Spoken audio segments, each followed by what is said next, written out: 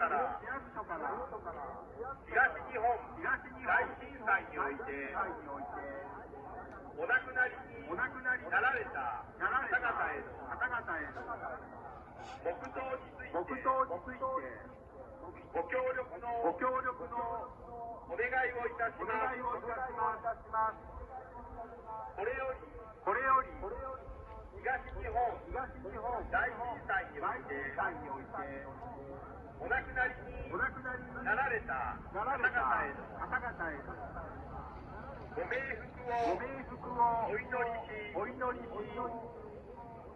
分間の黙祷を捧げたいと思います。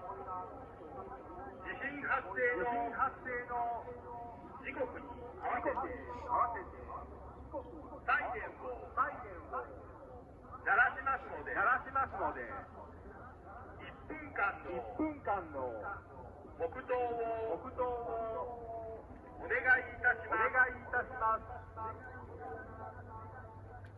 黙祷。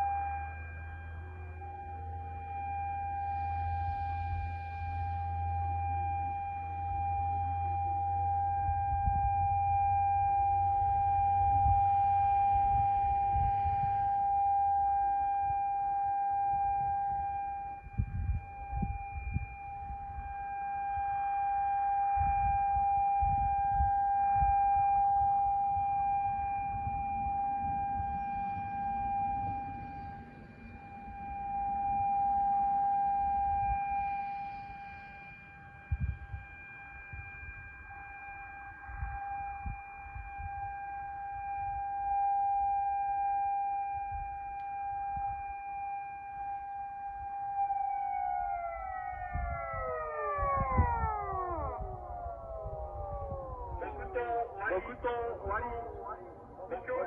ご協力ありがとうございました。